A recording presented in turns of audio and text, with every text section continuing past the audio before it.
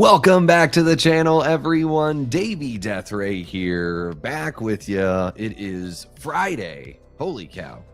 January 23rd already. It is just past 10 p.m. Eastern, and we are here for part 2 of our Stranger Things fan-driven Choose Your Own Adventure finale rewrite. How are you guys doing? Thank you so much for joining me here on a Friday night. I figured, you know what? It's late night.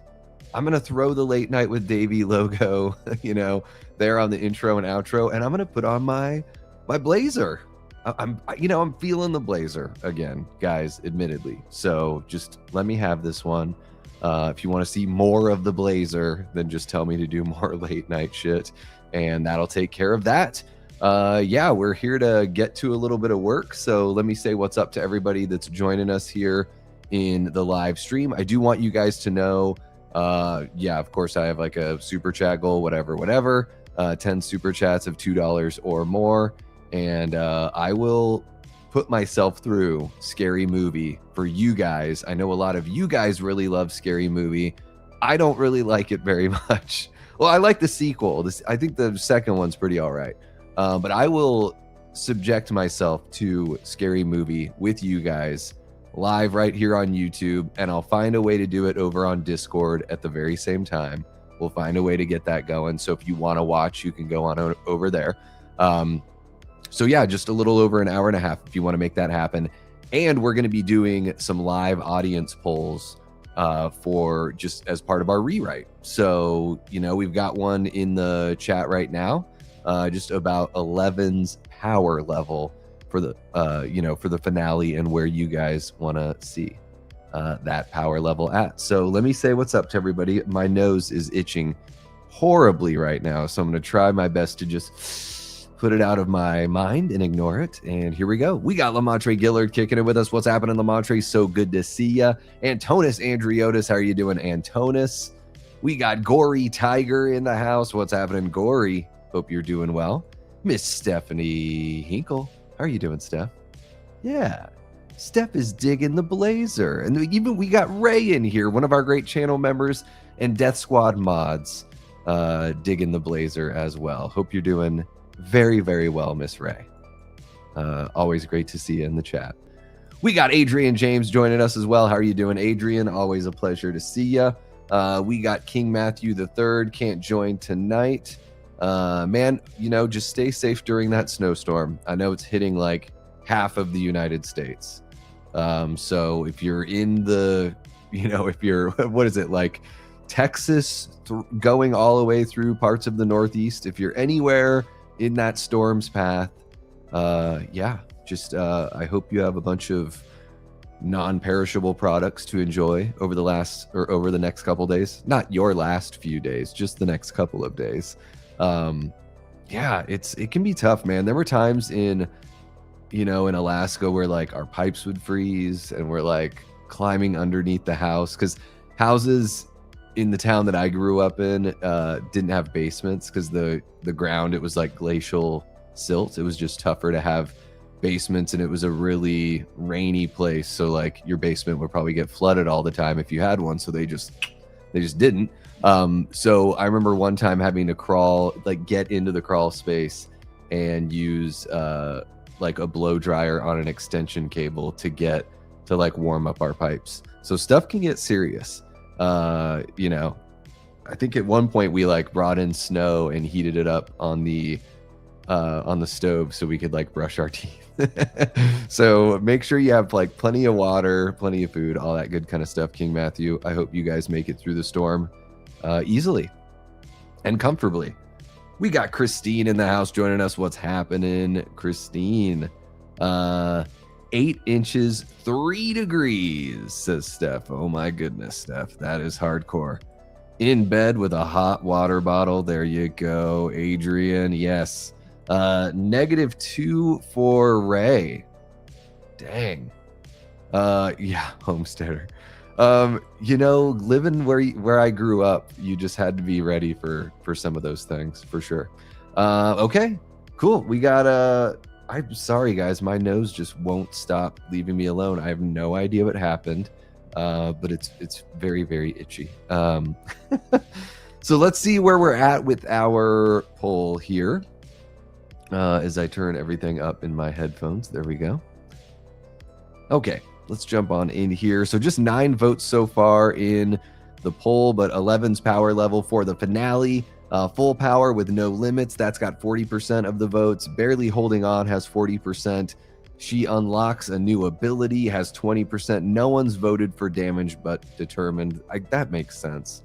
That's just kind of boring right in the middle anyways. So 10 votes. I'll let you guys chill on that for a little bit. How about we catch up on where we left everything off? How about that? We'll do that here. Hey, what's happening, Joe? So great to see you. Joe from Media Poop Shoot. Guys, if you have not yet subbed over at Media Poop Shoot, you should do it. Hope you're having a great night as well, Mr. Joe. And then we've got Joel watching Dylan's New Nightmare on YouTube. That's a good one. That is a good one, Joel. Have you seen it before? Is this your very first time? I really dig that one. Yeah. Yeah. Joe, are you sure you're in the right channel? Are you sure? Guys, that is just some of the fun that you can expect if you join us over on the Discord server, which, you know what? While I'm doing my thing, I am going to copy and share that link here in the chat. And actually, I can pin it in the chat.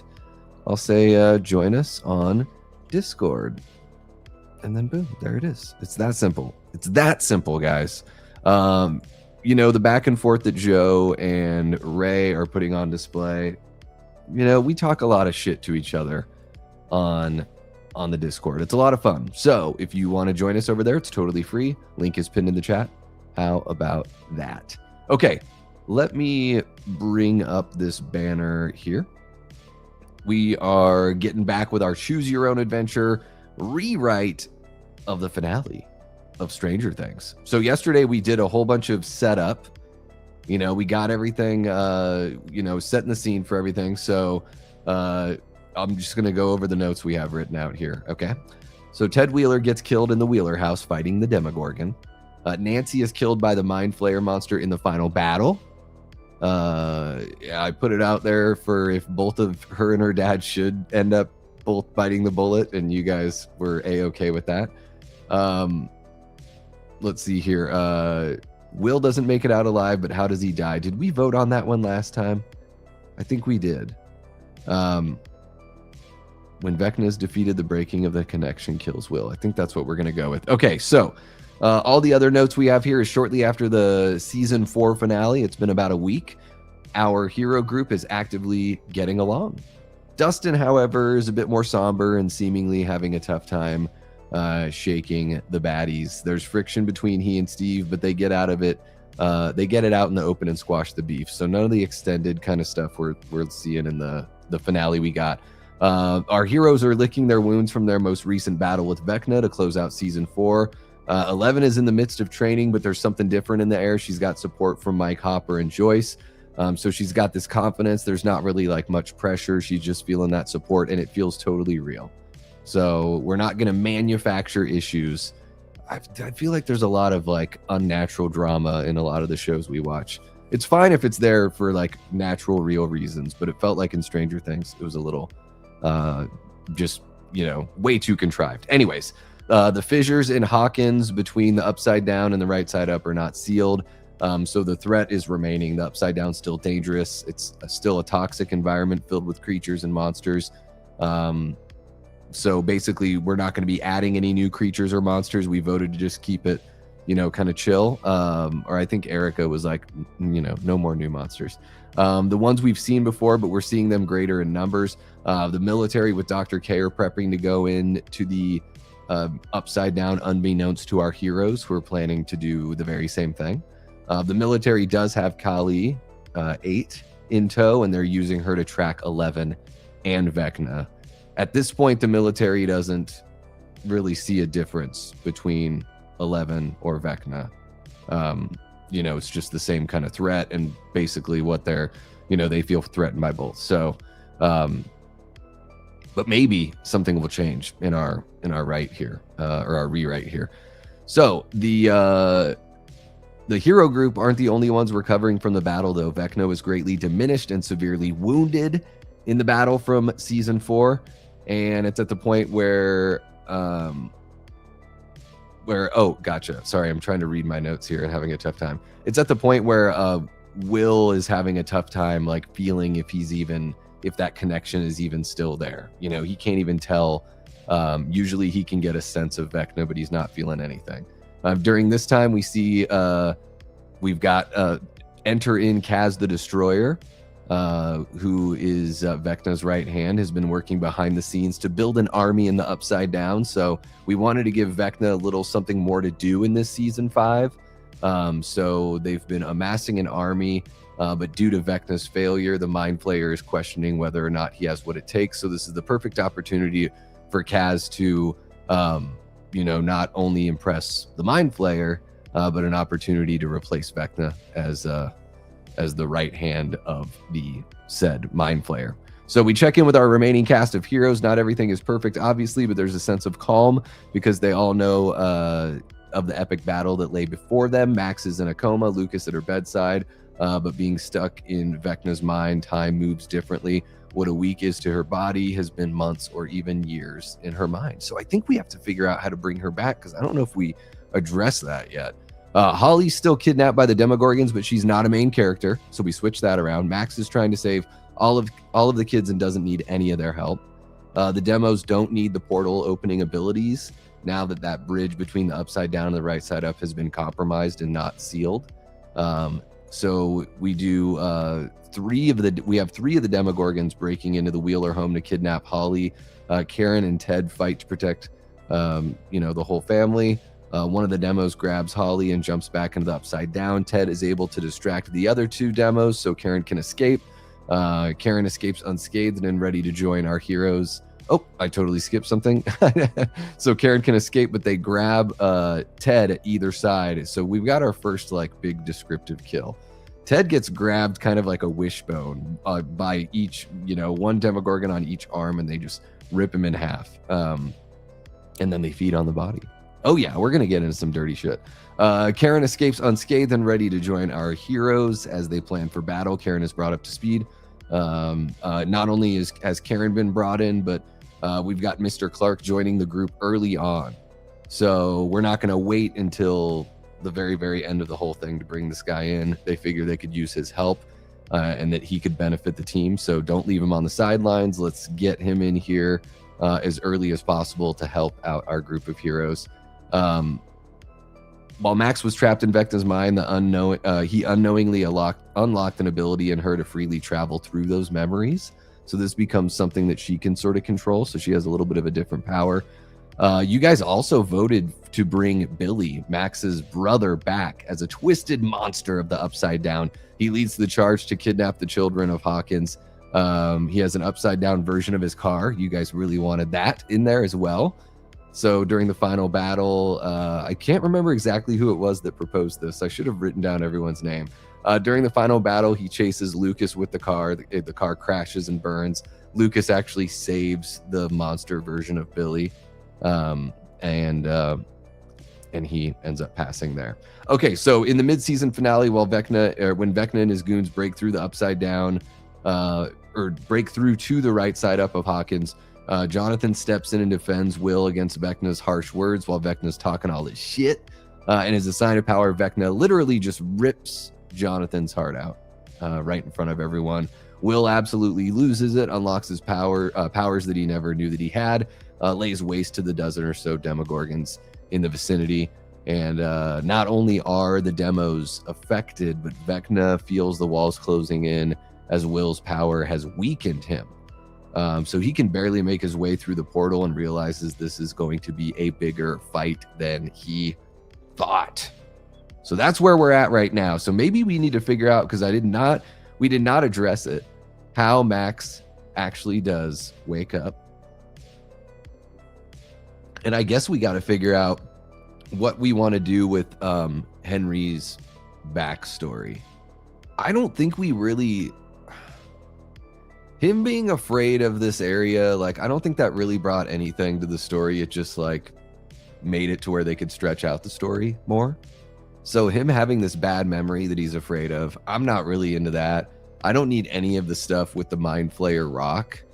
To me, it's just, I've never needed that with Vecna's character to believe, you know, the conviction that he has and that he's a bad guy. Like, I don't really need the origin story worked in, but I don't know. You guys let me know in the chat. Sorry, I've been reading my notes. I'm just about to get back over to you guys. But let me know if you have any thoughts on if you want to keep that expansion of Henry's story back there, or if we should, like, I would rather focus on spending more time with Vecna as he is in the Upside Down. And then as far as like Max, how do we want to bring her back? I'm not even really against the idea of Vecna sending the Demodogs after him or after her. I didn't like it in the actual finale because it's been like 2 years or however long it's been, and he had no idea who she was. So if it's just, or where she was. So if it's just a week later, that makes a little bit more sense. But I don't know. Let me know what you guys think. I'm going to jump back into the chat with you all. Looks like we got some comments coming on in, and I will check our poll here as well. Okay. So really just 12 votes there, but you guys are, it looks like you're voting for full power, no limits on 11. So she, you know, unlocks her total full potential here. Okay, let me just jump back on here. Okay, you guys are just talking your shit. I like it. Very good. The stream is making me sorry. Joe says the stream is making me think, did the writers not have a single roundtable session? Yeah. I don't know if they did. I really, like, after watching that documentary, I'm starting to think that by the time we got to season 5, no matter who was throwing out the ideas, if it wasn't the Duffers like actually saying it or voicing that they liked it, that it just wasn't getting put in. Which, you know, fair enough, but they definitely didn't have their stuff figured out. Ray says, no, for real, a group of random people who watched the show thought of way better stuff. Yeah, it's wild. I mean, it's got to be tougher when you're close to those characters and everything. Maybe it is a little bit tougher.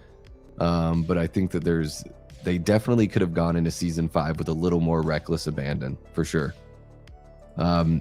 The end, what if Vecna gets everybody and Eddie comes back to kill Vecna and 11 helps him? Well, I do like the idea of, yeah, we've talked about bringing Eddie back. Well, Eddie's going to be brought back as Kaz the Destroyer, basically. So I guess that's the whole thing is, I don't know.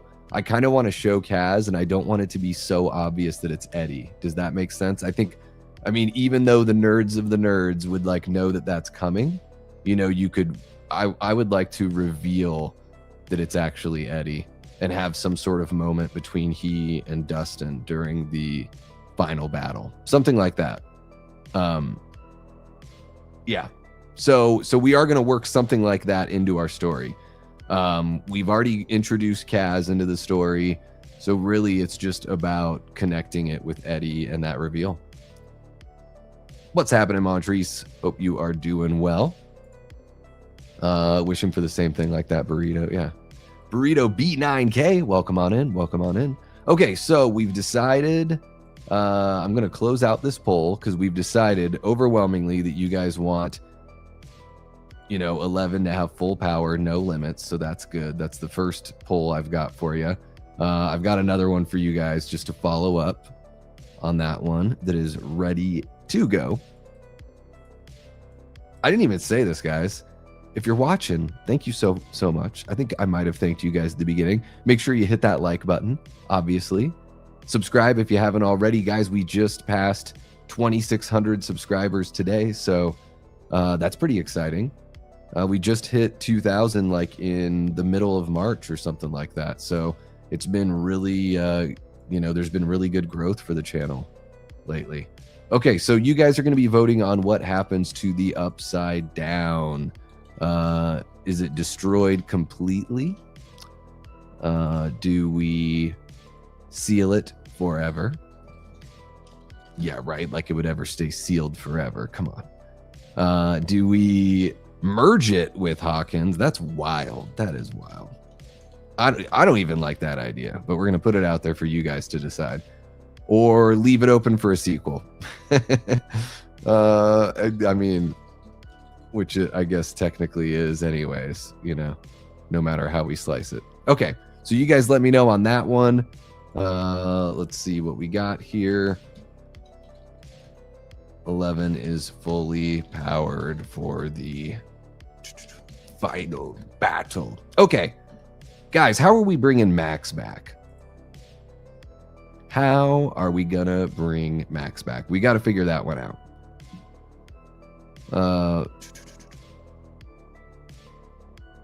Well, I don't think Vecna would be Mike, because we already know that Vecna is Henry, right? But I do like the idea of Vecna and Will having that connection, that like when Vecna gets hurt, it hurts Will. So like in a brutally sad way, I kind of want it to be where when Vecna dies, like Will dies as well. I know it's brutal. It's brutal, but you guys voted to kill Will anyway, so. Whoever voted merge with Hawkins with me, you're a real one. All right.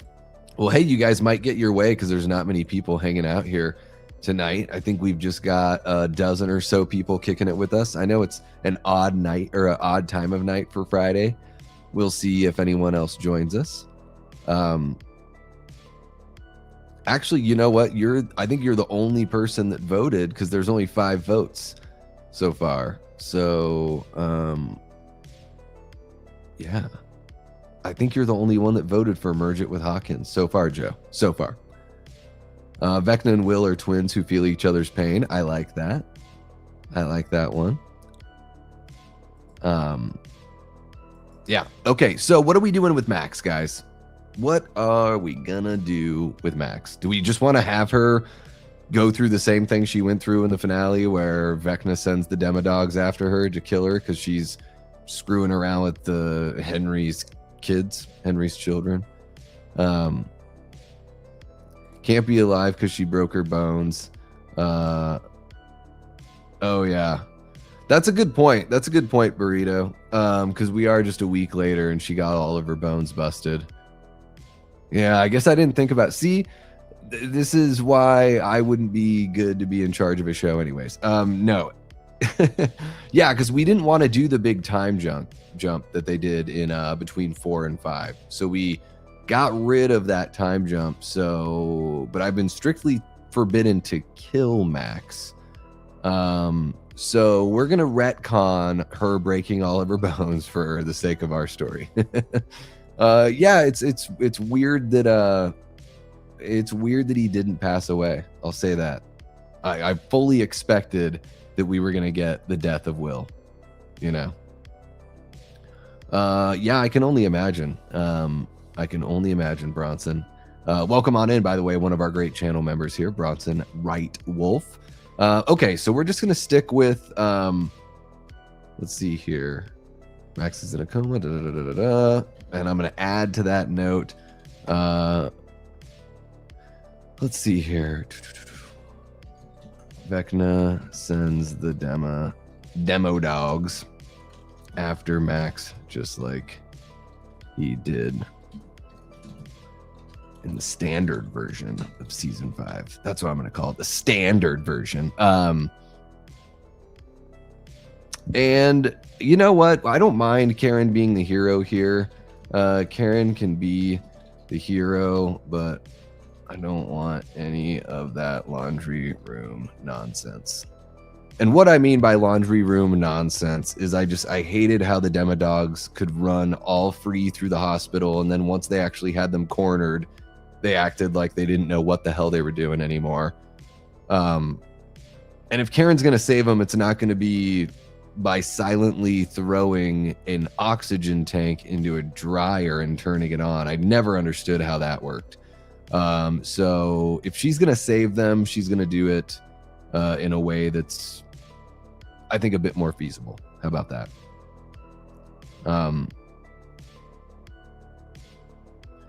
Yeah, well, I mean, so no, we're just rewriting like the finale, like season 5, basically. So, you know, we'll take care of Vecna at some point, but no, he's not dead. Yeah. No, Ted was made it out in the standard version, but in our rewrite, we voted to kill a whole bunch of people. So yeah, we're just kind of going by our own thing here, Burrito. So I think it is Will, Nancy, Ted, Jonathan, and Dr. K are all toast. And then we voted to bring Eddie back. Yeah, Ted was at the graduation. Yeah, he's still rocking, but we killed him in our story. When the Demogorgons break in to kidnap Holly, Karen makes it out okay, but Ted doesn't. Ted gets ripped in half by 2 Demogorgons, which is going to be awesome. I want that described in gruesome detail. So we'll take care of that when we get there. Okay, so we're just going to bring Max back the way that she was brought back. So she's just going to find her little portal or whatever and not sit there and have a talk with Holly for 15 minutes about it. And then, yeah, I'm actually going to put in here as well. No Vecna backstory needed. No place that he's afraid of. No flashback to him connecting with the Mind Flayer, because it doesn't really matter.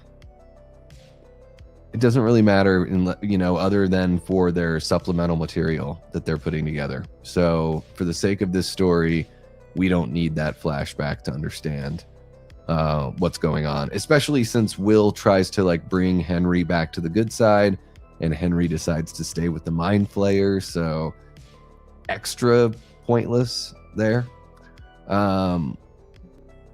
Okay, now what else do we have to figure out here? Do you guys want to... Ooh, let me see here. Okay, so we have 12 votes here. So I'm going to close this one out on the 12 votes because I think that's about how many people we have kicking it with us. So the Upside Down is going to be destroyed completely. Okay, that's what you guys have voted on. The Upside Down is destroyed completely. Okay, do we even want the Abyss to be in there? Do we need that extra layer of, I don't know, the plane of existence? Do we even need that? I'm thinking instead of doing an Abyss, like, I don't mind the wall being in the Upside Down. I thought the wall was like pretty gnarly and crazy. And I just thought it would be cool if they could break through the wall, and that's where like the evil guy's fortress is at. So that's like, you just rip through the wall, and that's where Vecna, Kaz, the Mind Flayer, and this army that they've amassed is at. I mean, that's what I figured. I don't think we need another layer and be like, oh, the Upside Down is just a connection to it all. I don't really think that brought too much to the story. Yeah.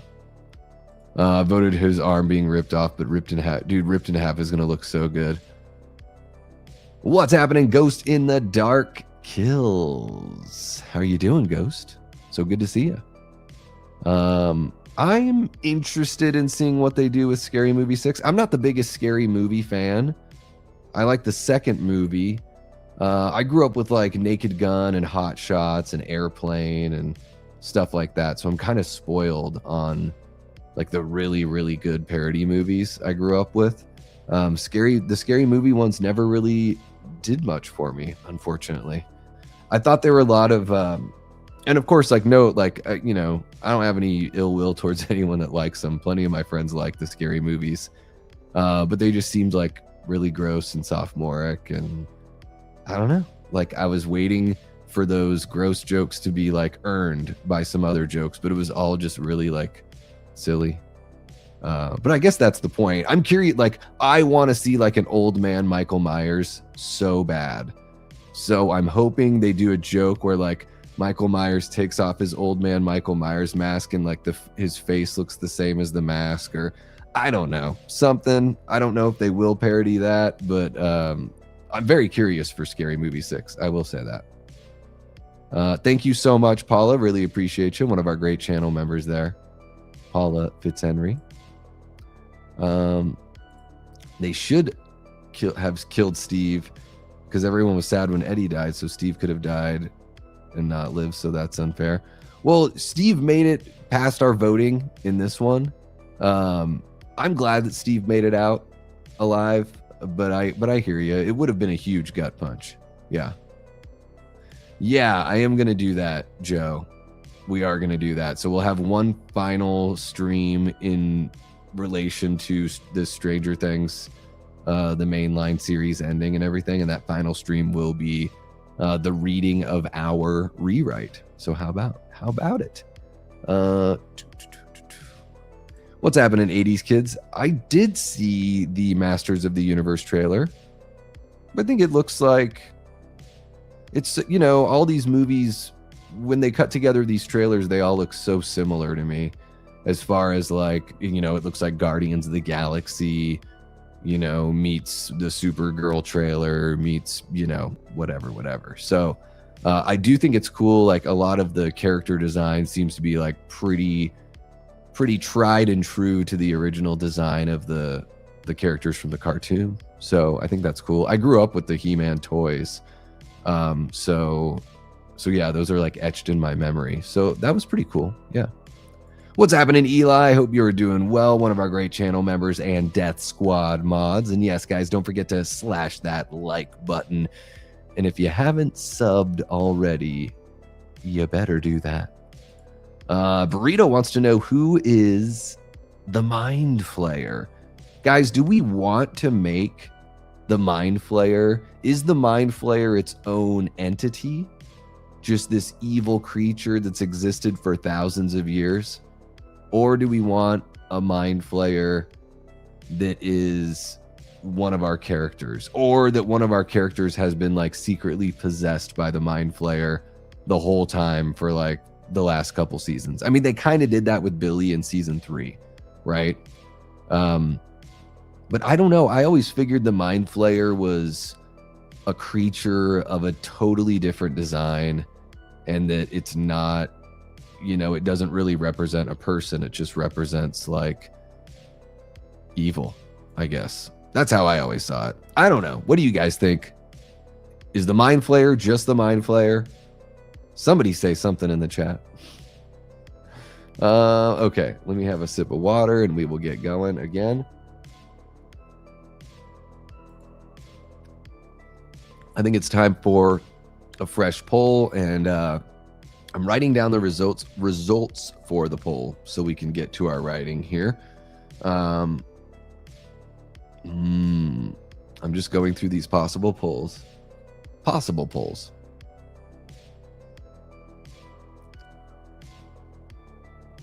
Ooh, this is a good one. I found a good one. How dark should our finale be? Come on. Or how dark should the ending be? So we're gonna have trauma for everyone.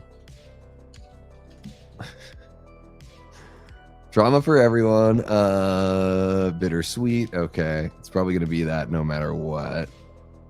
That would be like the baseline. Hopeful but earned. There you go. Okay. Or gosh, I'm just gonna do those three. How about it? I'm just gonna do those three.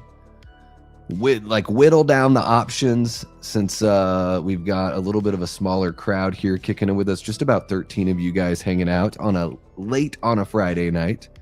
Oh my goodness. The mind gayer and it possess will to come out to everyone when really they should be focused on the world, not it. Yes, but Will knew they would lose if he didn't come out. I'm okay with the come out scene. It's just lost in a sea of a bunch of boring bullshit. Definitely not the lowest of the low for me. But calling the Mind Flayer the Mind Gayer, you get 5 bonus creativity points there. I've not yet seen that one.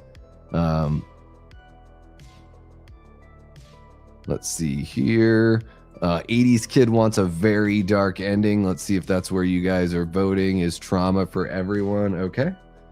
Seems like that's the way it's going to go. Okay. So, Upside Down is destroyed completely. Guys, do we figure we don't need the Abyss? We don't need the Abyss. Just place Vecna, Kaz, the Mind Flayer, and the army on the other side of the wall.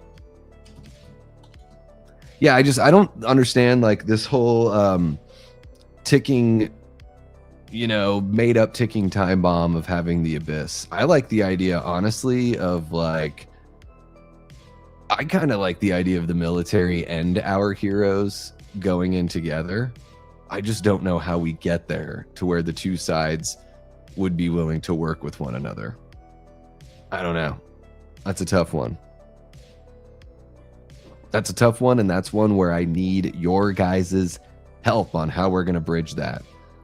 So a few of the things we figured out here for writing the final battle is 11 is fully powered for this final battle. The Upside Down gets completely destroyed. We're going to kill Will along with Vecna. Man, Joyce is going to be so bummed out, but it's necessary. It's absolutely necessary. Now I feel bad for these characters, and I didn't even like think of them or anything like that. Frig the Abyss, there we go. Talking about Ray's icons. I love it. Okay, let's see what you guys are saying for this. Still just 6 votes on how dark should the fan-made ending be. Okay, so let's jump back into the nitty-gritty of everything. And again, we can write in broad strokes here, and I can get a little more specific, before I put everything together for the read along where we're going to read through everything. So we'll just paint with broad strokes here. So closing out from the mid-season finale, Vecna is feeling a little fucked up after Will just destroyed all the Demogorgons, and whatever he did with this surge of power has diminished Vecna. So Vecna's kind of ran back through the portal, figurative tail between his legs. All of the troops he brought with him to the other side are gone. So he goes back through the portal. Maybe we could put Kaz over there. Something, like he's got a garrison of troops waiting for him for when he goes through, just to give him whatever, to his posse, his peeps there. So we could do something like that.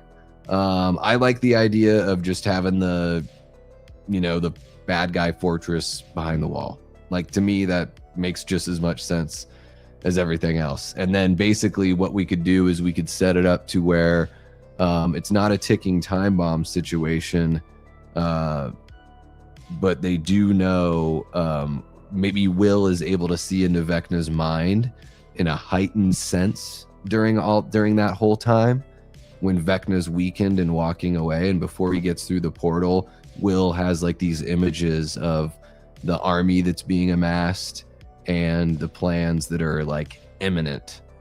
So he figures we need to act right now while they're only going to get stronger if we don't do something. So Will let's go ahead and give Will, since we're going to kill him, let's give Will some brass cojones here. And he steps up, he puts his big boy pants on, so to speak, and he's the one that kind of like leads this charge, and people have to trust him. That they have to trust that he is connected to Vecna enough to where he knows the weaknesses. Now, maybe some of our group, when they're pulled off to the side or something, they question whether or not they can, trust Will's judgment. Because how do we know that Vecna isn't screwing around with the information or what, screwing around with it in some way or setting a trap for us, essentially. So we can definitely have that talk on the side. I think that would be an interesting sort of side conversation. So I know sometimes when I spitball, it just sort of turns into a big old thing. So I'm just going to kind of type through in some loose notes, what I just went through there with you guys. So let's see here. As Vecna was in retreat, Will could see flashes of Vecna's plans. He can sense the attack is imminent. We just have to go with that. It doesn't have to, no timer needs to be set. It can just be like, hey, this is coming. We got to deal with it now. He can sense the attack is imminent. Let's see here. Will gets to lead the charge on forging a plan. And Will is the one that suggests that they try to get everyone in the military that they can on their side. And suggests that they try to convince. Let's just see what an emotional scene it could be, or different kind of emotion, not just like a try to make you cry, but like an emotionally tense scene of trying to convince Dr. K and the military to join them. Maybe some do, maybe some don't, maybe Dr. K doesn't go along with it, but some of the troops stand up and join them. I don't know. I know that if we're going to have an army and our good guys are going to go through the wall to fight this big army, it would be nice if, a handful of people had some guns and training. So, it would be kind of cool to do that. Trying to convince, let's see here.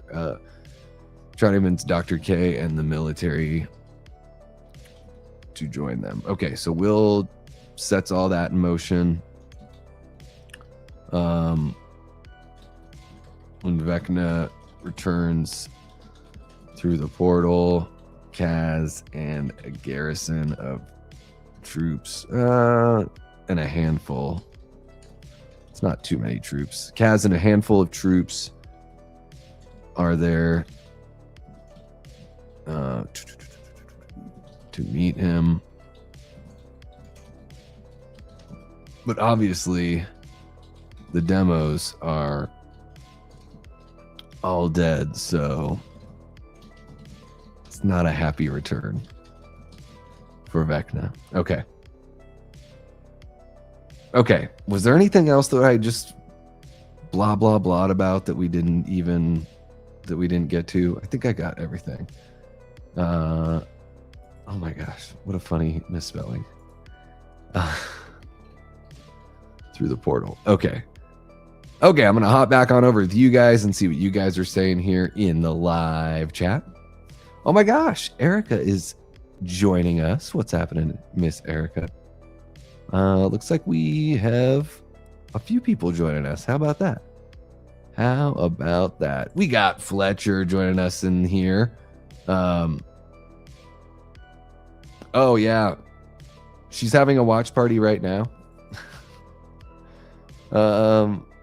Okay. I mean, I love the Discord being, the Discord should absolutely be used. Yeah, for sure. You guys should join up. Totally free. Let's see here. I think most of us don't like having everything explained to us afterwards, so let's just make the Mind Flayer an evil, all-consuming entity. That's what I figured it was. I always thought of the Mind Flayer as,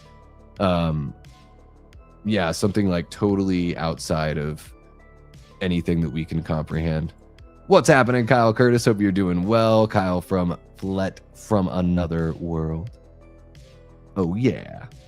After that ending, I completely erased Stranger Things from my mind.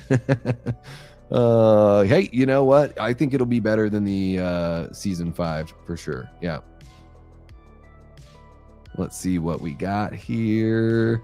We got Miss Amanda Mendoza, Trashbox Mandy, if you nasty. Hope you're doing well, Amanda. One of our great channel members and Death Squad mods. And I thought I saw Erica jumping on in here as well, but maybe, oh, there she is. How are you doing, Erica? So good to see you. Kyle's been a channel member for 5 months. How about it? Hell yeah, Kyle. Thank you so much, man. Okay. Let me see if I'm missing anything from you guys. Other than Mandy dropping a $2 super chat. It's quite all right, Mandy. It's quite all right. Yeah, I'm trying to get, so I know it's been dragged on a little bit. We're just trying to squeeze everything we can out of this Stranger Things fruit here. So so yeah, this is the last writing session, and then I'll do a live stream where I read everything there. So thank you so much for the 2. Really appreciate you. Okay. You guys, let's see what we got here. Do we have... Okay, 17 votes there. Trauma for everyone. There we go. We're going to end that poll.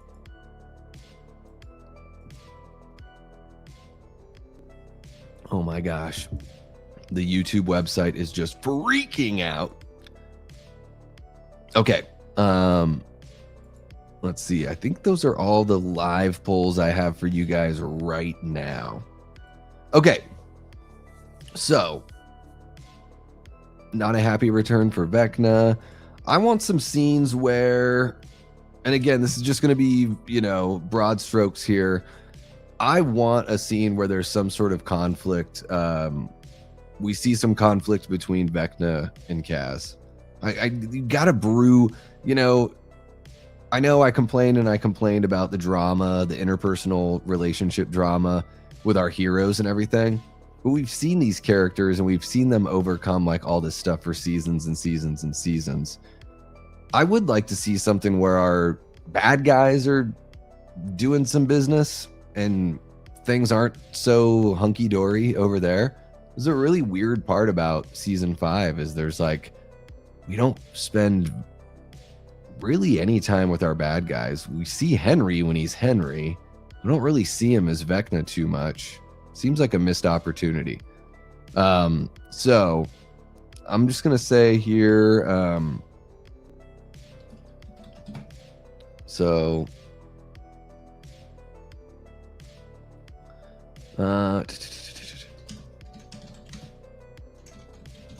don't know. I'm going to have to think on this one a little bit more. So I'm just putting a scene of conflict between Vecna and Kaz regarding the diminishment of power that Vecna has experienced. A lack of confidence from Kaz and the dark forces. I'm just going to call them dark forces because I definitely don't want to personify the Mind Flayer in any way. Almost like, yeah, I kind of like how they at least portray it for the most part in season 5, where it's just like this pulsing heart and just this like, I mean, it's basically just like a lair for Vecna. So I definitely don't need the Mind Flayer. Like, I don't know. They can, what I would like to have happen, the way that I would like them to show that the Mind Flayer communicates with them in some sort of way is just them bickering about what they like, their own conversations, so to speak, with the Mind Flayer. So yeah, so basically Kaz can be, they can refer to the fact that they know that this is what the master wants, that kind of thing. It doesn't ever have to be a scene where they get spoken to by this giant fucking spider monster. I definitely don't want to do any of that. But I do want to see a scene of conflict. I want to see, let's see here. We want to get an idea of the scope and scale of the army. Now, it can't be like crazy, like they are building the army. It has to be something to where, you know, we're going to lose some of our people because they've already, you know, we've already decided to lose some of these people in this battle. But that it's not, you know, it's not like Star Wars Attack of the Clones where it's, you know, thousands of clone troops or anything like that. So we get, let's see, I'll say we get a sense of how big the dark forces are. Idea of how many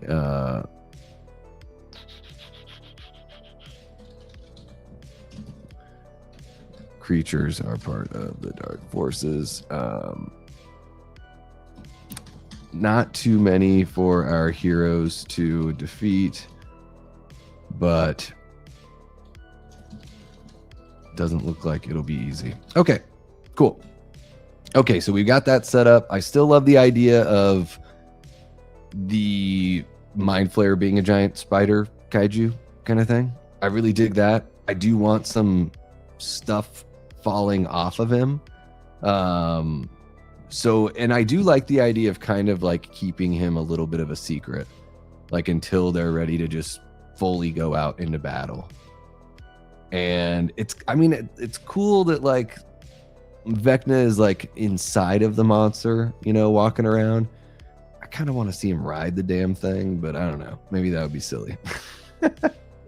I'm just getting, you know, just getting these images in my head, and I'm like, well, that would be kind of cool. It is pretty silly. I guess it's just as silly for him to be inside of this thing walking around. I don't know. I'm gonna hop back on over with you guys and see what you all are saying here. That's what happens when you join the stream an hour in, right, Erica? No, I'm just fucking with you. How was the game? How was the game? Let's see what else we got going on here.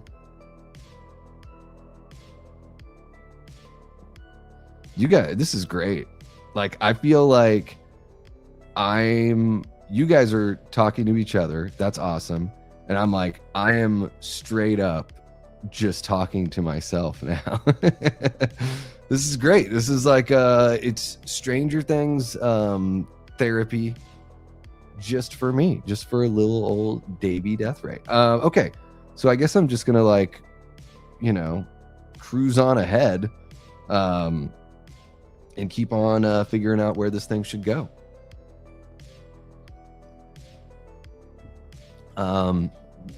Okay. Where else should it go, guys? What else should we do here?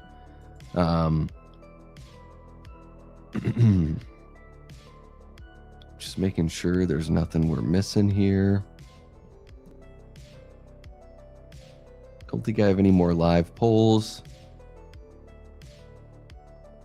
Okay. So we can figure out how we're gonna deal with revealing Kaz being Eddie.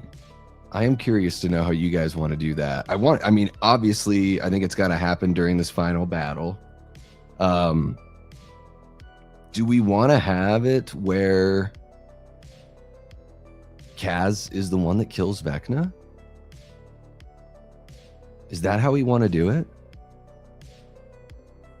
Like, do we want to have it to where Will and Vecna are fighting, but like as Will hurts Vecna, it hurts Will right back? And it's almost like Kaz can step in and take care of Vecna, and it's like, you know, ending the darkness, but also it's like a mercy kill. Like, Will pretty much like asks him to do it or tells him to do it. Is that what we need to do? And then in there's some sort of way, like after that happens, like, do we go the route of, is Eddie just Kaz forever? Does he transform like back to Eddie and he just like gets to move on as a spirit? Like, I don't know. How do we want to do that, guys? I do need your guys' help for this one.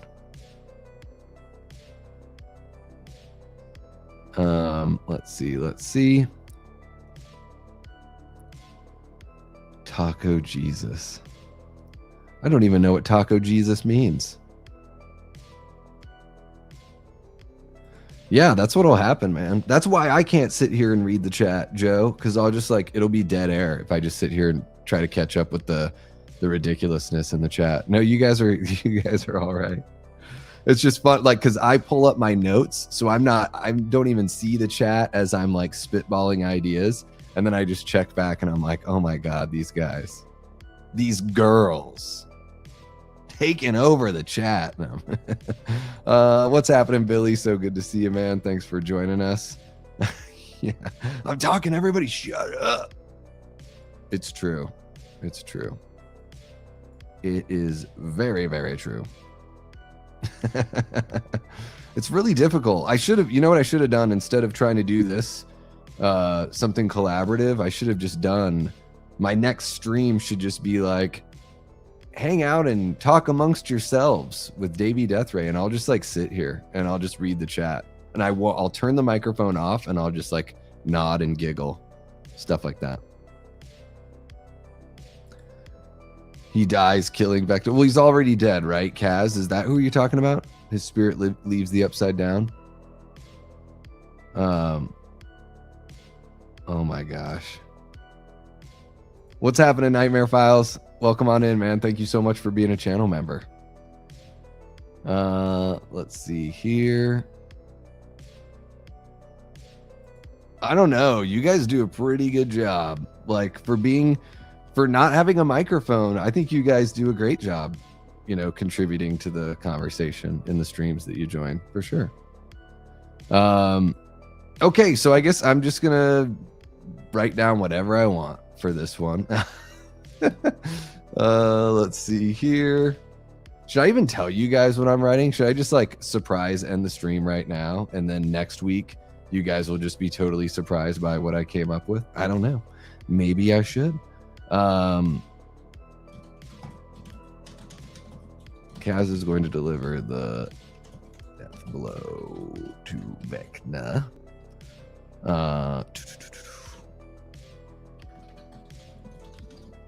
Okay, there we go.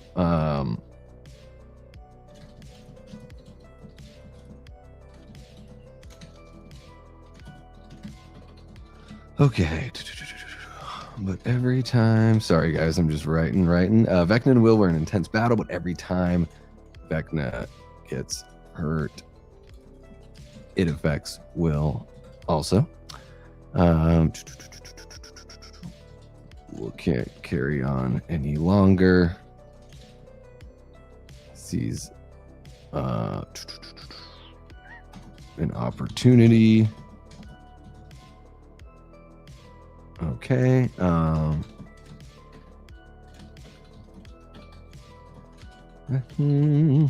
After Kaz kills Vecna, then okay. His spirit gets to move on. There we go.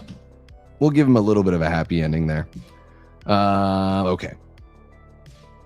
Upside Down's destroyed completely. You guys had voted for us to do trauma for everyone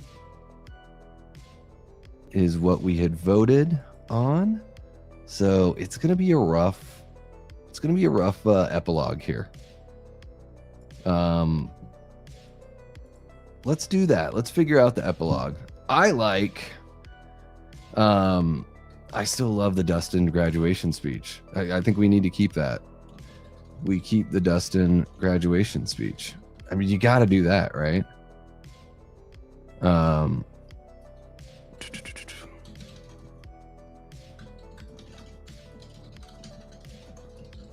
Okay, so smacking the mic around. We keep the Dustin graduation speech. Do we just trauma for everyone? Like they don't even get to finish their game of D&D. So 11 is straight up dead. There we go. We have the memorial is going to be way cooler. Memorial is way cooler because you got it. It's memorializing Ted, Nancy, Jonathan, Will. Man, those poor families. Maybe not Dr. K, but Dr. K did die, but we don't need to include her there. So yeah, the memorial is way cooler. I do like the Stand By Me kind of ending where Mike is the writer.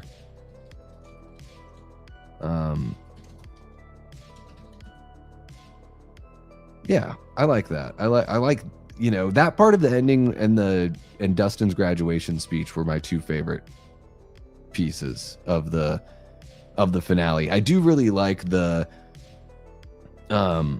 conversation that Hopper and Mike have in the epilogue. I really like that. I want to keep that in there. So some of the stuff just isn't really going to change too drastically here. Okay. Let's see what you jokers are up to here.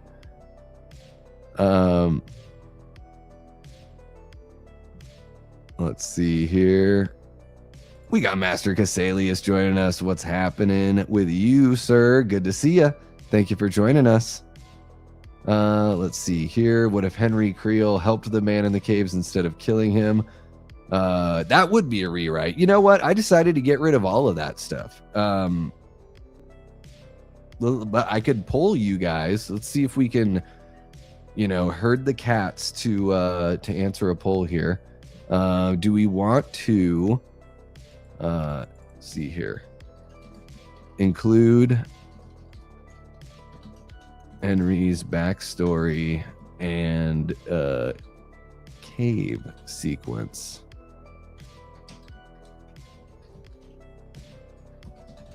Okay. Let's see what you guys say about that, because I could take it or leave it, Billy. I mean, it would be a rewrite either way. Like, if you take it out, you're technically rewriting, right? And I just didn't even want to use any, I didn't understand why in the story, why Vecna had a place that he was afraid of. It didn't make any sense to me, really. And it just seems like it was done to set up, the play, or, it's stuff that they reference in other materials. So I didn't think it was very important to the TV show. But yeah, I'll let you guys decide there. I did not kill Holly. I didn't kill any of the kids. Now, some of them I think should probably die once the Mind Flayer wakes up, because it's been sucking energy from them. But we're killing quite a few people. We're not going to punish Holly because we've already lost Daddy Wheeler and Nancy Wheeler as well. So we don't want to fuck with Karen, Holly, or Mike. Alrighty. Yeah, Dustin's speech was great. It was pretty awesome. Army of Demogorgons and all the high school kids make it. Yeah, no, this one's way better. Yeah, we're gonna get rid of we're gonna send in the troops with our good guys. The troops, a couple of them can meet their demise, or maybe even all of them, who, we're not attached to these characters, so we can do whatever we want. Oh, you didn't like that where Mike was the writer? I liked it, but it's just it just makes sense, that somebody from that group would end up telling the story of that group. And since since there's so much Stephen King influence, I just kind of figured it was coming. Yeah, exactly. It falls in line with everything else. Exactly, Christine. You got it. Oh my gosh. I don't want to do that. Not, no. Not with Mike. I was willing to do something sad with one of the characters. But I don't want to do that with Mike. Yeah. I didn't watch past season 3. Trash. I liked season 4, but season 3 is my favorite, Master Casalius. Yeah. Season 3 is the pinnacle for me, for sure. Okay. Let's see what else we got here. I don't know, guys. I think I might have pretty much everything I need to put this all together. Yeah, I don't know. Wait, we might be good on this, unless you guys have any other things that you want to see here. Let me just check that poll really quick. Include Henry's backstory. Okay, we're gonna end that because it's the answer that I want it to be after 7 votes. So there you go. We're not going to include any of that business. Okay, cool. I think like I've got enough to put everything together here. And what we'll do is I'll, get it all written out, and we will do a read along here on the channel. And yeah, it'll be pretty cool. I'll let you guys know when that's ready. I'm hoping I can have that ready just kind of same, time next week. I think we should be able to do that for y'all. So there we go. How about it? Joe throwing out a $2 super chat says, off topic, I need thoughts on Night Patrol. I didn't get to see it because they only played it for a week out here, Joe, and I'm still dealing with getting some new transportation. So fortunately for me, this job and one of my other jobs doesn't require, I get to work from home. So at least there's that. But I'm still just working on putting together a vehicle. So yeah, I didn't get to see Night Patrol, but sounds like I'm going to go check out Silent Hill tomorrow night. And I've just heard terrible things about it. So I can't wait to see for myself. Can't wait.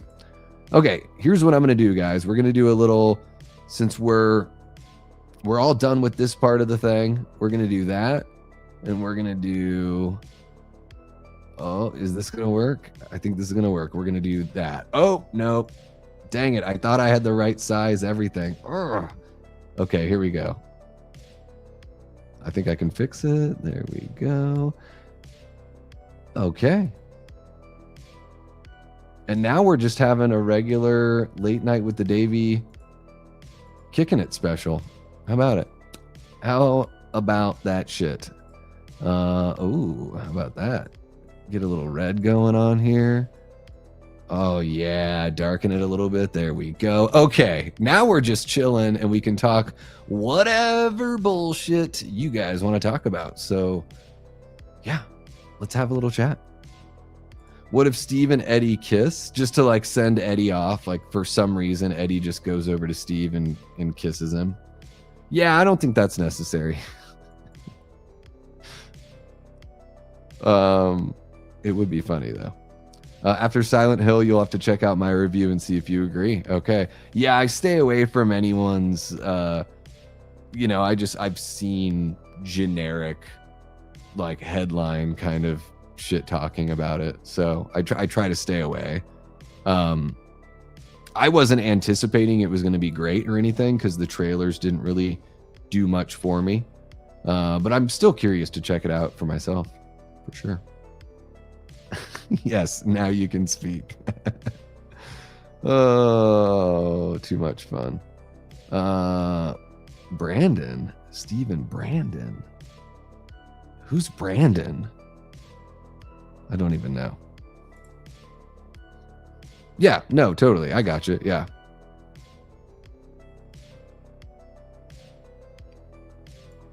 Yeah, I'm just doing my shopping and being picky.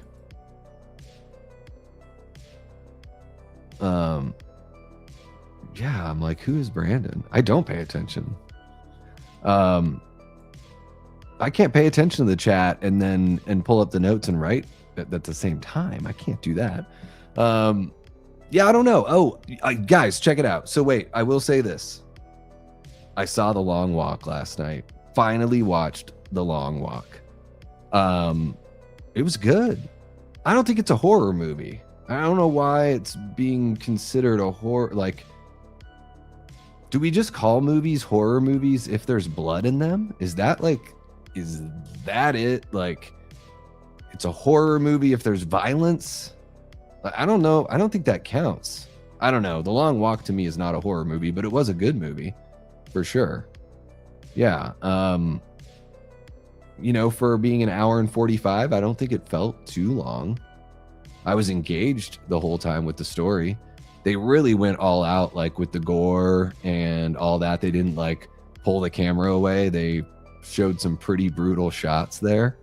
Yeah, it was good. If you haven't seen it, I highly recommend it. I know I'm like super late to the game. I'm not trying to act like, oh my God, this movie no one's talking about called The Long Walk. No, it's been, people were digging it since that first weekend. And I know that a lot of people were like, oh my God, that was just so depressing. And I mean, it kind of is. Like, I just knew going into it, like, you just figure, all right, all of these people but one of them are going to die. So, you know, strap on in. That's what the whole premise is.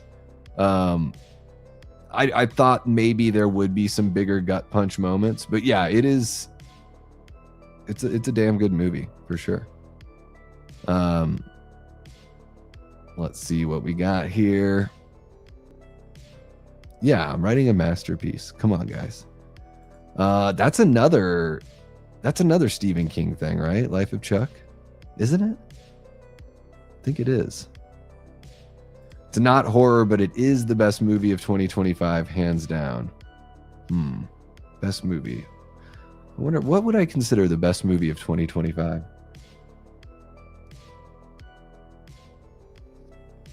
Gosh, best movie of the year. It's pretty good. I thought, yeah. I don't know, like, I know you're not super pumped on this one, Joe, or that it wasn't your favorite, but and I don't even think this is really that much of a horror movie, but I still think Sinners is a better movie than The Long Walk. They're two totally different movies. I mean, different in so many ways. So, yeah, I think The Sinners just had a little more flavor and a little more style. There's not much, like The Long Walk, as far as the way the movie's shot and all that kind of stuff, very pedestrian. Nothing blew me away as far as, like, I don't even know the director's, I can't remember the director's name. It's like Francis something. It's something like Francis Lawrence or something. I'm just like, I have no idea who this person is. I thought The Long Walk, if they had gotten like a bigger name, maybe we would have seen something a bit more, you know, creative or just less by the numbers.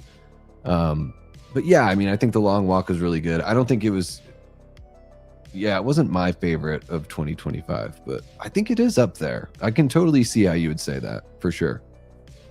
And honestly, like, one of the things I was going to bring up in the hot takes stream the other night, but you guys had so many great hot takes, I didn't have to use very many of mine. I think like 2025 is like relatively weak for horror. Like, when we look back, like with how strong 2023 and 2024 were, I think 2025 was pretty weak. It doesn't mean all the horror movies were shit, but the movies that I was really hoping would be amazing, most of them fell short. And then the highs just didn't feel as high as they did in 2023 or 2024. Like in 2023, I mean, When Evil Lurks, Evil Dead Rise, and Thanksgiving, like, those are all pretty awesome. I'm trying to think what else there was in 2023. I mean, I know there was so much more, but even like 2024, like, you know, Long Legs, Substance, Late Night with the Devil, was Strange Darling, although that's not really horror, but it gets thrown in with the horror crowd for whatever reason. I think sometimes it's just movies that are violent get put in with horror. Yeah, I can see crying during The Long Walk. Yeah, for sure. And then, you know, I won't say anything to spoil it, but one of the characters, you're like, dude, you're such a jerk for putting your mom through this. What do I think about the 16 Academy Award nominations for Sinners? You know, I looked at the nominations that they put on Bloody Disgusting, and it's like, again, it's like the same handful of movies get nominated for almost every award. It just doesn't seem very, it doesn't seem like they're picking from a really large pool. I'm not surprised that Sinners got nominated. I guess the only thing that made me, I don't know, when it first came out, what was it, like April when it, or March when it came out last year? I was thinking to myself, oh man, it's like it came out right after the Oscars. By the time they swing around for Oscars next year, they're going to have totally forgotten about this movie called Sinners.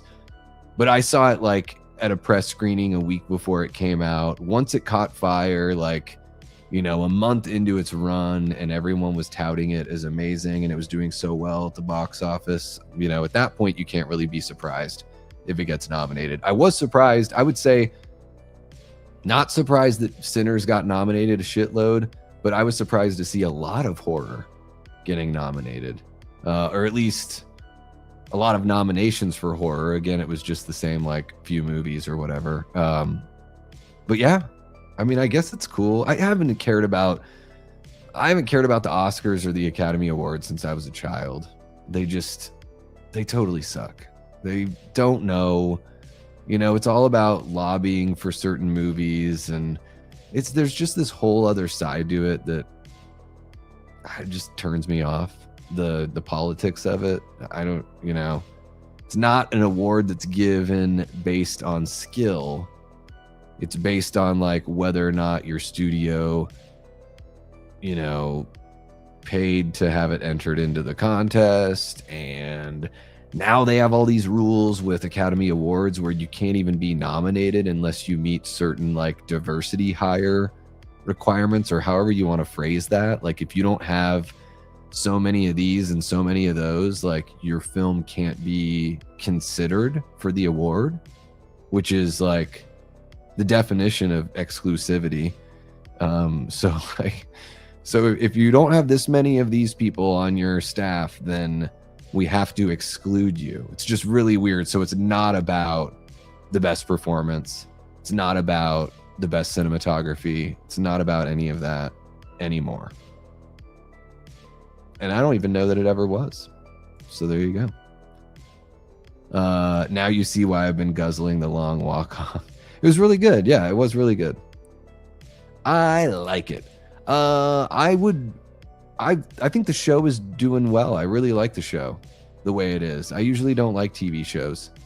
And I liked the first like what became It Chapter 1. I liked that just fine. I thought It Chapter 2 was terrible. Like, if I had to pick the two Muschietti movies or the 90 version from TV, I would watch that Tim Curry version from 90. I'd rather watch that than watch what is it, like 5 hours if you watch the other two movies combined? And Chapter 2's terrible. Yeah, that was a rough one. Yeah, they're supposedly doing 2 more seasons. They are planning, they're in pre-production for the 2nd season, but it technically hasn't been given the green light. So I want to talk about that on the channel, but every time I see new like news about it, it's just that like, yeah, they're working on it, but it still hasn't gotten the official go ahead from HBO Max, which is weird. It just seems like they must have unofficially given it the go ahead. I don't know. Yeah.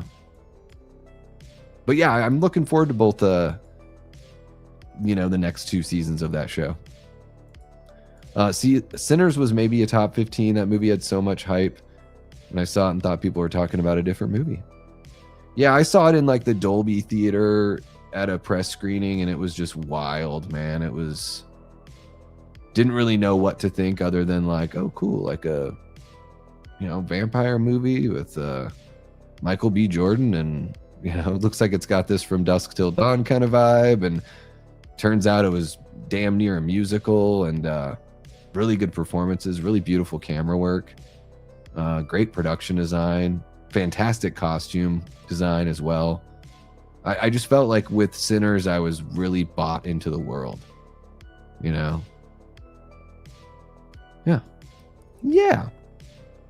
This year started out decent. Bone Temple, We Bury the Dead, and I guess Primate, Send Help Next Week, and Iron Lung. Yeah, it's been okay. I really liked Bone Temple. I thought Primate was pretty good. We Bury the Dead didn't really like. That's just sort of there. Like it didn't offend me. I wouldn't be. We Bury the Dead to me is like something that would play on Amazon Prime, and you know, couples would watch it on the weekend and then forget that they'd even had watched it, and you know, later on that summer they'd be talking and being like, what's that movie that we saw? You wouldn't even remember. It would just, you know, automatic memory dump. That's unfortunately how I feel about We Bury the Dead.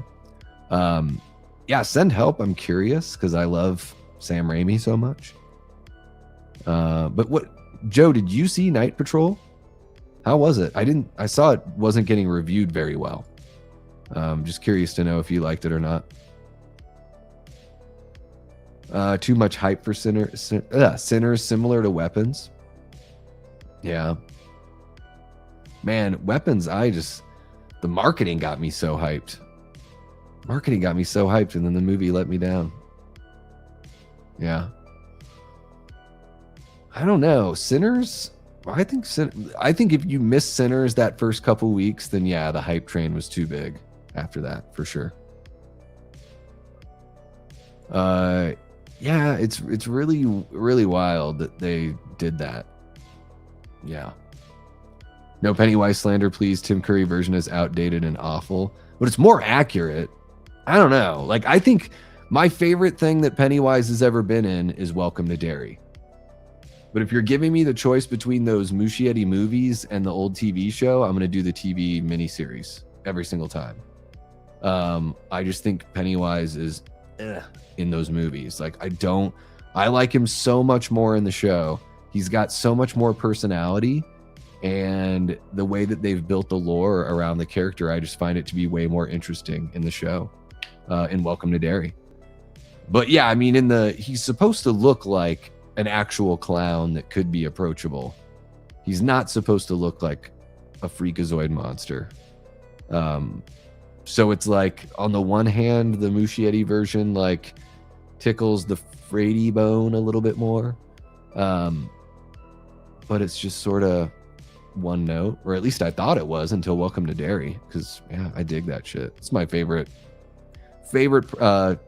product that Pennywise has been a part of. I heard that Ryan Murphy's new body horror show is trash. I've heard that as well, and it looks like total shit. That guy's a weirdo. Ryan Murphy's a total... Something is sick with this guy. And yeah, the show, I think it's based on a comic book, so I'm not going to blame Ryan Murphy for this. But it is just basically like The Substance. But it's also about a sexually transmitted disease that makes you sexy, which is one of the most perverted things you could think of as like a part of your story. Like, guys, check it out. So I'm writing this story about these people that are power hungry, and in this futuristic world where people are willing to take this crazy injection to stay young forever, there is an STD that makes you hot. Like, that's a weird thing to pitch. Yeah. 80s Kid says, Davey, you've probably discussed this 1,000 times, but as a Halloween fan, what, Halloween? What's that?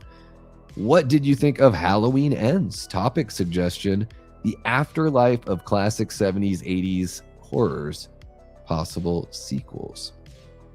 Is that a topic discussion for a future stream? All right. The afterlife of classic 70s and 80s horrors and possible sequels. So are you talking about movies that never did get sequels? I just curious to know what just so I can, ponder on the topic that you're suggesting here. Let me know. Feel free to reiterate if you have to, but let's go ahead and jump on to the first part here. What did I think of Halloween Ends? 80s Kid, I love Halloween Ends. I'm a big fan. It is like from the very first time I saw it, I watched it in IMAX on opening night, and I walked out of the theater, like I was on the edge of my seat the whole time. I walked out of the theater thinking, is that the best one of this trilogy? Is one of the best ones I've ever seen. Like, it was all so fresh and new, but I knew that I absolutely adored it. And yeah, it is very high on my ranking. I recently put together a Halloween ranking in October. Feel free to go and check it out. I won't tell you where it is exactly in the ranking, 80s kid, because I'd like for you to check it out. My ranking is pretty unique.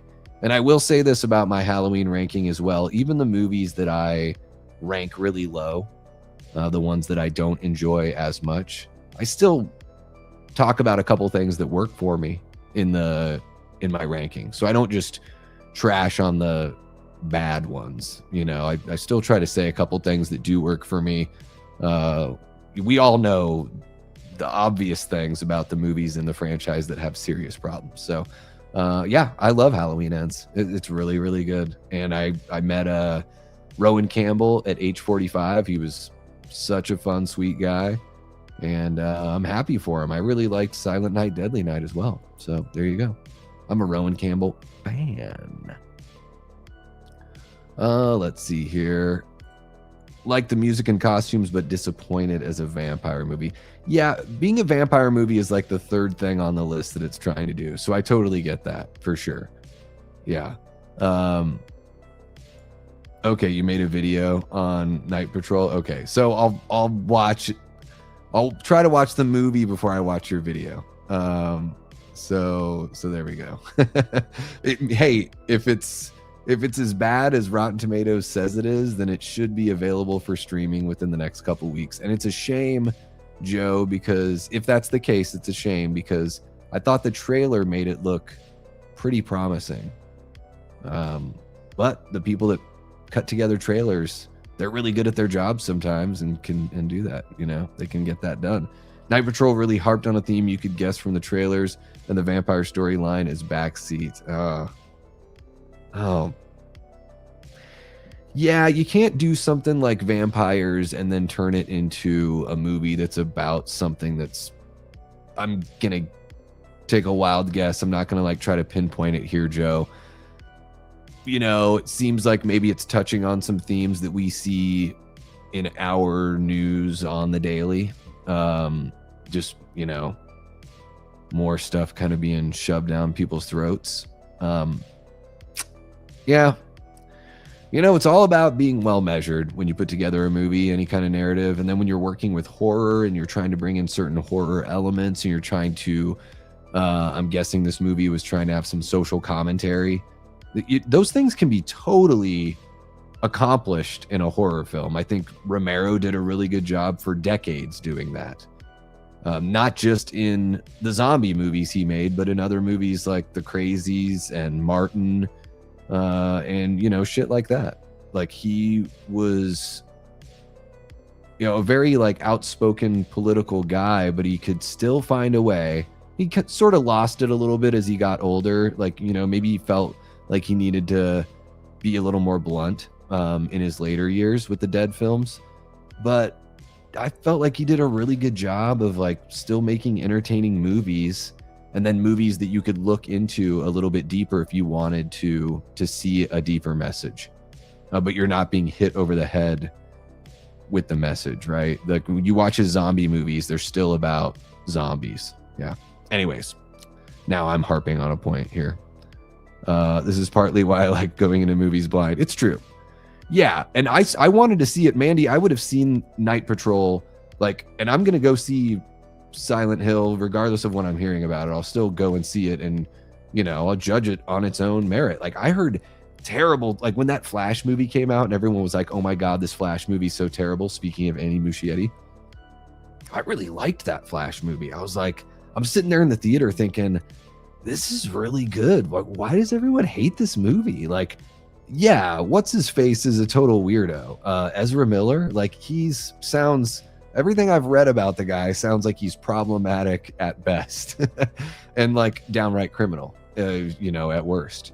So it's not however I feel about that guy, I can't let it affect how I feel about this movie that, hundreds of people were involved with making. And I actually liked the Flash movie quite a bit. And everyone was you know, talking shit for weeks until I'd, you know, finally seen it. But yeah, I mean, I hear you. Like, it's tough sometimes to not have that stuff affect you. But if Night Patrol had hung around for a little bit, tomorrow I probably would have done a double feature. But Night Patrol is only at the theater for 1 week, and I think it's hardly available here in the Phoenix area, unfortunately. It's like the Megadeth put out their documentary, and I really wanted to see that, but I would have had to drive 40 miles away, and I couldn't use my A-list. So 40-mile drive each way. So we're talking 2 hours in the car, 2 hours watching the movie, and I would have had to pay like $18-20, whatever the hell it is. And yeah, it's just a bit too much for me. Let's see here. Oh yeah, you're talking about We Bury the Dead. Yeah. I love chapters 1 and 2 because it gives Henry Bowers more character development and why he's a bully. Yeah, and it probably fills in on more of that stuff like the book did. Just whatever they did in chapter 2, everyone breaks off and does their own thing and sees Pennywise, and Pennywise runs at the camera, and then nothing ends up happening to any of them. It was so boring to me. So boring. Let's see here. I am so far behind on the chat, it would seem. What do you think about whether these movies are worth rethinking and continuing, or should we just let them go? From the 70s and 80s? Oh, do you mean, gotcha. I get what you're saying. Like, should we still be doing Halloween movies, or Texas Chainsaw, or Friday the 13th, or A Nightmare on Elm Street, or Aliens, or Terminator, like all that kind of stuff? That's such a complicated question. As a fan of it's like I want some and I don't need some others. You know, like as a Halloween fan, I'm always going to be curious about the next Halloween movie. You know, is it going to be, I never really think, is it going to be shit? I think to myself, is it going to be the best thing we've seen since blank?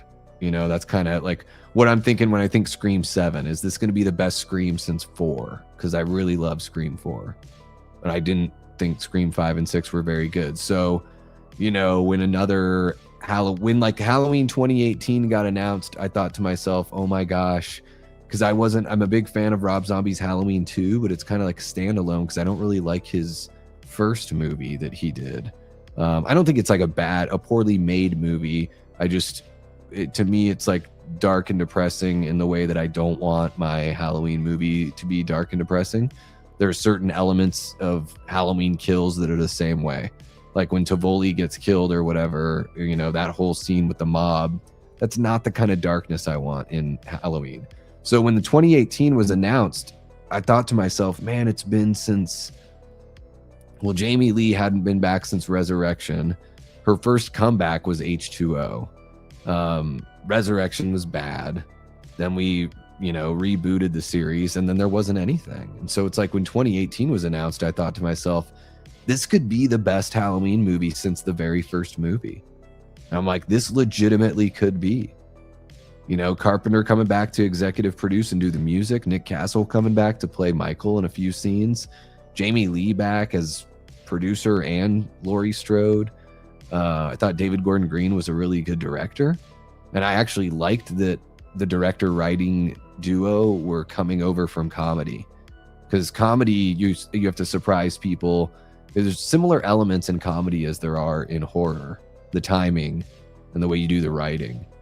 And so I guess, you know, when I think about something like Halloween, I'm like, I'm always going to be excited for more Halloween. And then I think about stuff like Aliens and Terminator and Predator, and I'm like, oh my God, they just keep on trying and they can't ever get back to the magic of like the first two movies for all of these franchises.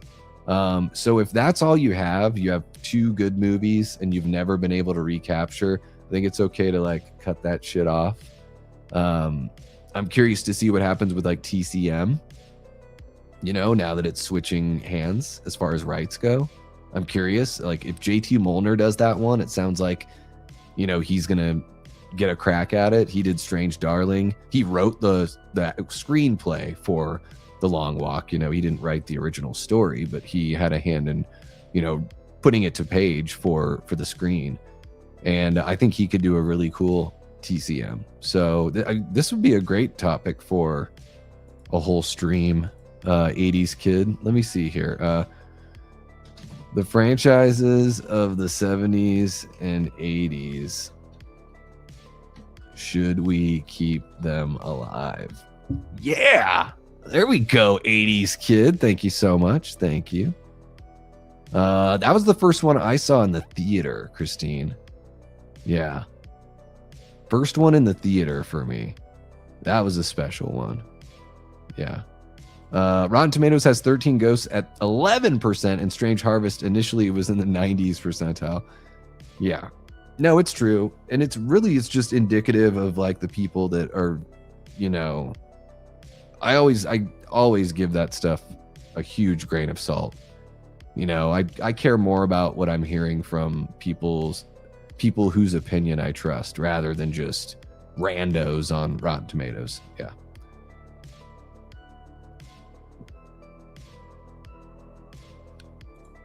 RT can suck a fart. I never trusted it. Yeah, to me, it's just curious to go there and see what people are saying. That's what it is for me. I still go and watch the movie for myself. What cracks me up about Rotten Tomatoes is if you go and look up like any of the mainline Friday the 13th or Halloween's or anything, you know, other than the first Halloween movie, they all have such terrible scores. But now, because there's way more people reviewing and all that kind of stuff, like now a lot of horror movies get, like, even bad horror movies get scores that are in like the 60%, you know, for bad movies. Whereas like those are like the better rated Friday the 13th. Like, I'm curious to know. So, because I don't have them all memorized, but I'm going to go to Rotten Tomatoes right now. And I'm going to put in Jason Lives. And let's see what they score Jason Lives. So check this out, guys. Jason Lives, which it's my personal favorite. That's why I'm putting it to the putting it on the chopping block here. It might not be your favorite in the franchise, but I bet it's top 3 or damn near close. For some of you, it's probably between Jason Lives and The Final Chapter. Now, Jason Lives on Rotten Tomatoes. This came out in 1986. There's just 34 tomato meter reviews, and it's at 56% out of the 34 people that have reviewed it that actually have the, you know, approved, whatever, blah, blah, blah. The popcorn meter, 50,000 plus ratings on Jason Lives, 54%. Less than the tomato meter. And this is, you know, I know it's just my own opinion and everything, but come on, Jason Lives is a really solid slasher sequel.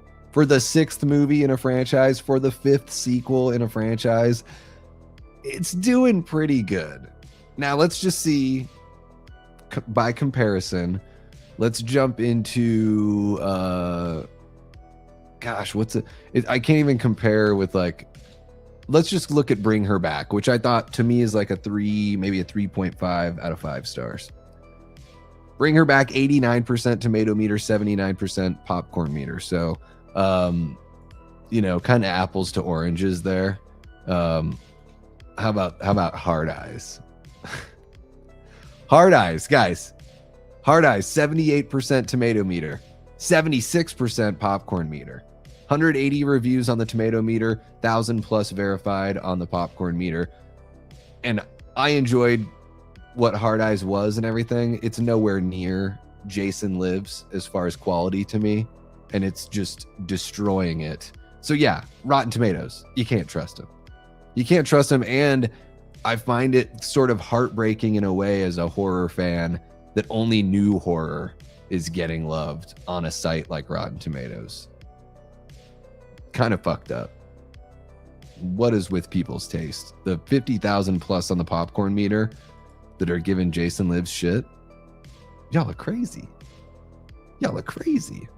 Oh no, Shin Godzilla was rough. Dude, Eli, tell me, what am I missing? It felt I was like fighting sleep for the last like 45 minutes in the theater. In the theater, fighting sleep. Is it supposed to be funny? Is Shin Godzilla supposed to be funny? It was, oh, I don't even know how to describe it. It was so maddening to me. I wanted it, like, I thought Shin Godzilla was going to be like scary. That's what I thought. And it was like, it was just kind of silly. But I'm glad you love it, Eli. Sorry, I didn't mean to just sit there and take a shit all over it. I really love -1, yeah. Toxic Avenger's great, yeah. Unintentional nap. What's happening, David? Well, unintentional naps can be really nice. Sometimes it means like your body just really needed it, you know? RZ Halloween movies are the best. I really do like the Halloween 2. His Halloween 2 is really good. Billy says, welcome to Dairy Season 2 should give Patrick Hockstetter more character development. Like how he murders his brother and his fear of zombies. I don't even know who these people are, Billy. Have you read the book? Have you read the book? Maybe I should read the book or get the audiobook. Yeah. She did come back to Halloween with her mom. It's true. It's true. If Romero makes the Resident Evil movie, which was planned, but things didn't turn out that way. Oh man, that would have been amazing. I mean, he's the godfather of the zombie as we know it. Pure and simple. Like, Romero is the one. It would have been incredible if he got to make his Resident Evil movie. Of course, he was going to put it in the mansion like the original video game. And they opted to do something different with Paul Anderson. Paul W.S. Anderson, since there's two different Paul Andersons. Okay, let me catch up with you guys. I think I'm very, very far behind. Scream 7 might have its own conformity gate. You're right, it might. Do you think it's going to be the movie comes out and then they drop the second trailer? There's like, we're never going to drop the second trailer. What do you mean second trailer? We had a trailer. That was it. Scream 7 is going to be amazing. Yeah, don't get on that overhype train. You don't want to do the Sinners thing to Scream 7, do you? Do you? Yeah, I think it's the best, but it is absolutely one of the best. Yeah. One of the best. Ooh, did you have taco foods? It sure was, Paula. Yeah, we chatted about it for a little bit back there. Yeah, it's a lot of nominations. Yep. All right, I don't know. Maybe we're sort of in the wind down phase of the live stream. Yes. Why is this the banner for late night with the day? Well, because we're on and it's really late night. That's why, Eli. I switched it over from the Stranger Things one to this one. And yeah, as Ray says, don't you see the blazer? Like, come on. I got my Halloween shirt on and everything. I'm making everyone proud tonight. Did you guys notice I got a haircut? I don't even know. No one noticed. I had a little bit of a video call with Ray earlier. She didn't even notice. I think she was really happy about something else, to where maybe that's why she didn't notice. But yeah. Well, not really. I know, late night. So yes, you're right, Eli. Wednesday is the normal late night with the Davey night. But whenever I go late night, I reserve rights to call it late night with the Davey. And this is Late Night with the Davey episode 82. How about that? We're getting close to number 100, guys. We are getting close. I've seen a little bit of that documentary. I've read all about it because it's been something that's been kind of out there since not long after the movie was made. It was out there that he was working on the movie and it was scrapped. So I've just read little bits about it here and there, but yeah, I should watch the whole documentary. It's just too heartbreaking for me. Romero's my favorite director, so and I'm lukewarm on a lot of modern gaming, but I think Resident Evil's pretty fun. Clearly inspired by what he did with his movies. Resident Evil 4 is like arguably my favorite video game of all time. I think one of the greatest video games of all time. It's not really the zombie kind of thing like the other games are. It's, you know, different, but still same series. And yeah, it would have been awesome if Romero, you know, got to see his vision through. He did end up directing as kind of like an audition. I think he directed, I believe it was a commercial that was only aired in Japan, but it was for Resident Evil 2, if I'm not mistaken. So you can see a little bit of some sort of Resident Evil, you know, filmed by George A. Romero, but it's a commercial. It has the budget of a commercial. It does not look like a feature film, but it looks pretty all right. Scream 7 is the first movie I've seen chop up the same damn trailer different ways, infuriating but also intriguing. I've only seen the one trailer and then the TV spot. Is there something else out there? What am I missing out on?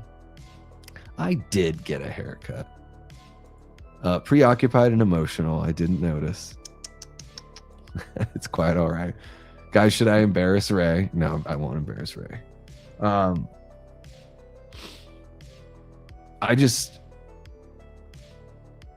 I did something I've never done before.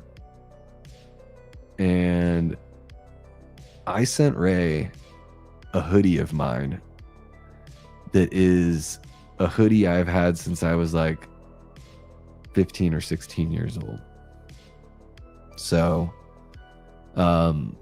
very special to me, and hopefully I get it back.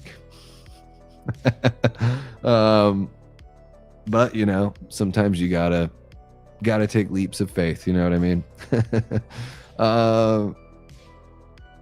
I had to, you know, get in a lover boy status at least for a minute there. Amy Madigan is up for Best Supporting Actress for Weapons, and Frankenstein is nominated. Yeah, Frankenstein. Ugly Stepsister was nominated in there. There's a whole bunch. Yeah, I mean, and Frankenstein, that's another one. Like, it's a horror story. The movie wasn't horror though, I don't think. But you know, whatever. I'm not going to gripe about is it this or is it not this, you know. But yeah, I'm super pumped for Amy Madigan. I loved her in, yeah, she's great in Uncle Buck. I love her in that movie. She's really good in Field of Dreams, and I just didn't see her for a really long time. I remember seeing her a lot more in like, yeah, late 80s, quite a bit, and she was really good in Weapons. Yeah, good for her. Jason Lives is apparently the most popular movie in the franchise on Letterboxd. All right, and it should be, damn it. 3 or 4 TV spots. Okay. She threw it out already. Yeah. She burnt it. She probably gave it to Methany. Here you go, Methany. Have fun with this one. Good luck sending it back and having it go through customs once Methany touches it. Blink twice if you're okay. Oh my gosh. Oh, yeah. So you're saying it's a cat bed. Yeah. Her first nomination was 40 years ago. The rest of the nominees in her category weren't even born yet. What was she nominated for 40 years ago? Was it A Field of Dreams? Is that what it was?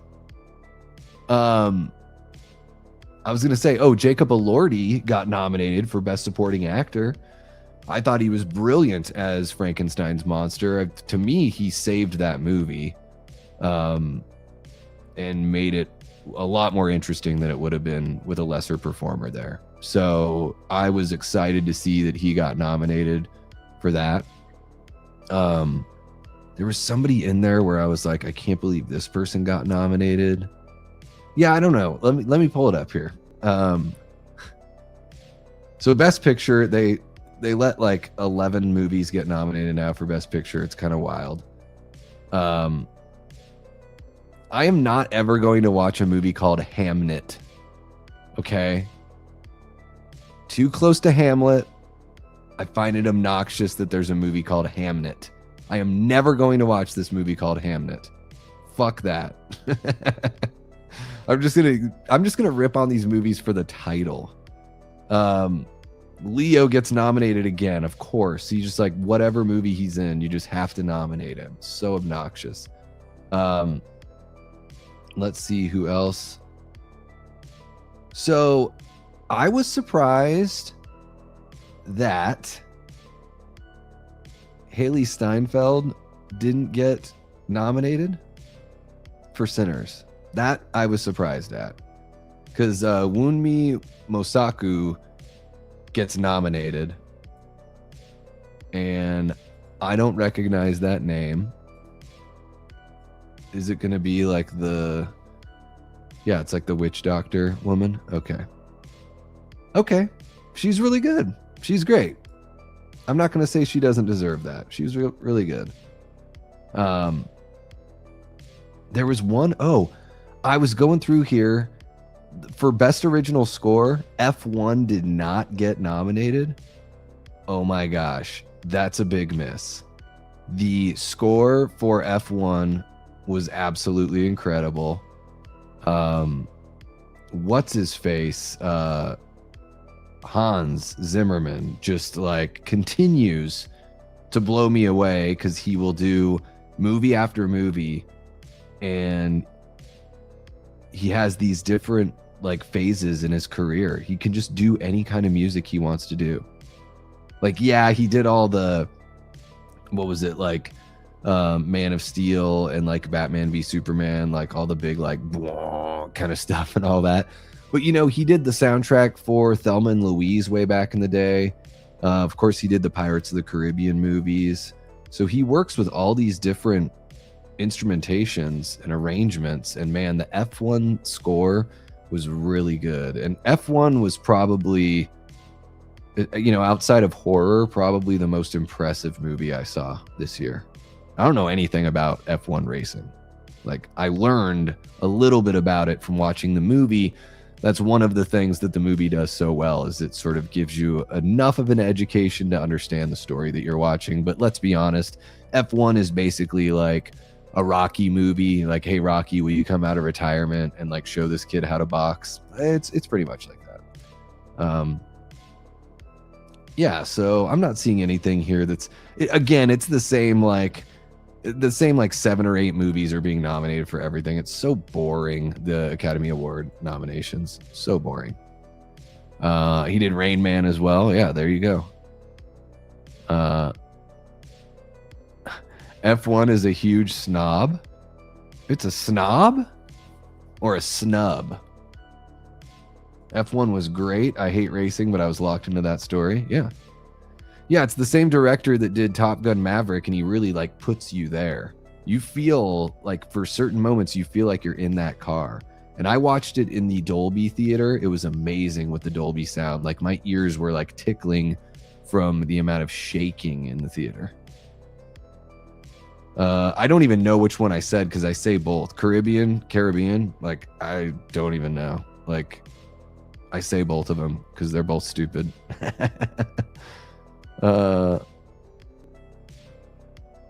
What did I say? Did I say something totally different?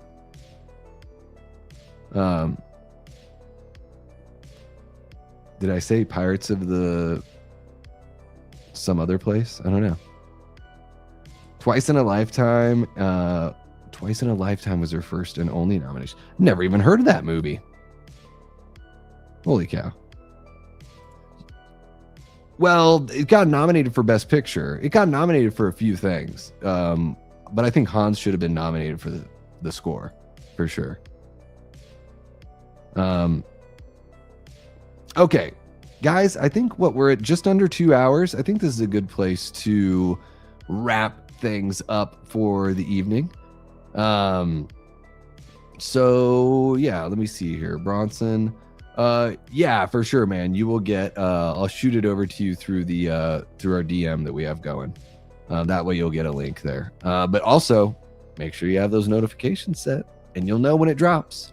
And especially if you're a channel member, I would imagine when I drop something that's members only that it reaches out to you guys. I don't know. You'd have to let me know. Vacation to the Caribbean, Pirates of the Caribbean, pronounced different. Yeah, I don't know. I don't know. So here's the problem with the word. I need to see it written in Spanish, and then I will know how to say it. Because Spanish is better about telling us where the accents are.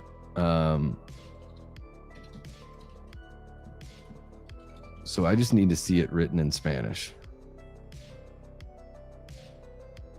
They just say El Caribe. Caribe. Huh. So I guess Caribbean is the right way. Caribbean. The accent would be, because El Caribe, so unless the accent is placed elsewhere, you can automatically assume in Spanish that the accent of the word, the emphasis is going to be on the vowel on the second to last syllable, which in El Caribe is the I, or they say E in Spanish. So, so it's whatever one I just said. I can't even wrap my head around it right now. El Caribe, Caribbean. So there you go, Caribbean. We've settled it. Caribbean is the right way to say it. Did I get it right? Did I get it right, Joe? You crazy kid. Okay, that's going to wrap it up for this one, guys. This has been fun. Even though I didn't have the chat paying attention for the first hour. It was pretty all right. No, I'm just fucking with you guys. And I'm super pumped. 80s Kid gave us a really cool idea for a future stream, which is the franchises of the 70s and 80s. Should we keep them alive? I really like that topic. I would be very interested to see what a lot of you folks have to say about something like that. So yeah, I have tucked that one away for a rainy day. But yeah, that's going to wrap it up for this one, guys. Thank you so much for kicking it with me late on a Friday night. Oh my goodness. Really appreciate the channel members, the Patreon members, our amazing group of Death Squad mods. You guys and gals are awesome. Looks like there's going to be a watch party over in the Discord. So if you want to join up, it's totally free, guys. There is a link pinned in the chat. You can join us over on the Discord. But that is going to wrap it up for this one. And I will be back. I have to figure out some time to stream this weekend because I owe you guys a bonus stream for reaching remember the super chat goal the other night on Wednesday that didn't turn into a super chat goal, but I still counted it as one because YouTube hated me for the night. So I owe you guys something for this weekend. And speaking of which, we didn't reach our goal for this time around, but no worries. We got a $2 from Mandy and a $2 from Joe, and I appreciate that very, very much. You too. Thank you guys so much for showing a little love there on the super chat side. But yeah, we'll have a bonus stream this weekend. It'll be super duper fun, and then we'll be back with a little something early next week as well. So yeah, that is going to wrap it up for this one. I will put together all of the Stranger Things finale notes, and we will get that fan written choose your own adventure finale put together, and I'll drop a stream where we will do a little read through on that. So it'll be fun. You guys have been beautiful. I love you all so very much. Do you know how this goes around here? Until next time, I've been and will continuing being Davey Deathray. Take care.